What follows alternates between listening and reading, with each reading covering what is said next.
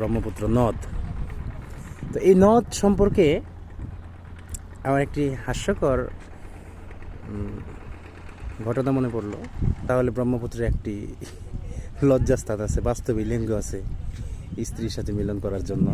আসসালামু আলাইকুম সম্মানিত দর্শকবৃন্দ, আপনারা দেখতে পাচ্ছেন আমার সামনে বাংলাদেশের অন্যতম এবং ঐতিহ্যবাহী একটি নদ। গতকালকে আমরা ছিলাম যমুনায়, টাঙ্গাইলের অংশে, সেটা ছিল যমুনা নদী। আজকে যে অংশে আছে সেটা হচ্ছে ব্রহ্মপুত্র, ময়মনসিংহের অংশ। এটা হচ্ছে ব্রহ্মপুত্র নদ। তো এই নদ সম্পর্কে আমার একটি হাস্যকর ঘটনা মনে পড়লো, একটু শেয়ার করি। সেটা হচ্ছে একদিন আমার ছোট ভাই আমাকে জিজ্ঞাসা করছে, ভাইয়া আচ্ছা বলো তো দেখি, এই স্রোতধারা বয়ে যায় এরকম খরস্রোতা যেই নদীগুলা, এগুলোকে নদী এবং নদ হিসাবে ভাগ করা হয়েছে কেন? যেমন ব্রহ্মপুত্র নদ।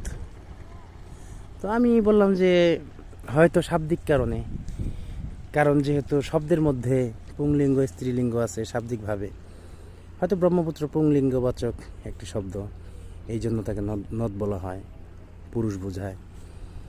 তো ছোটো ভাই বললো যে না, এটা হয় না।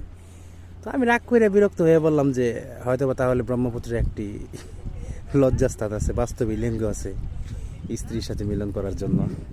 তারপরে আমরা সবাই হাসলাম। পরে ছোট ভাই বললো তার হুজুরের কাছ থেকে শুনছে, সেটা হচ্ছে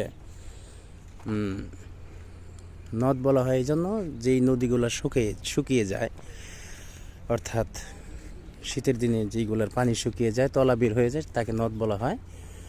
আর যেইগুলো সবসময় পানিতে ভরা থাকে, তলা শুকায় না, শীতের দিনেও পানি থাকে, স্রোত থাকে, তাকে নদী বলা হয়। আশা করি আপনাদের ভালো লাগবে, ভালো লাগছে। ইনশাআল্লাহ মল্লিকের সাথে থাকবেন সারা দেশ এবং বিদেশ, ইনশাআল্লাহ পর্যায়ক্রমে। আসসালামু আলাইকুম।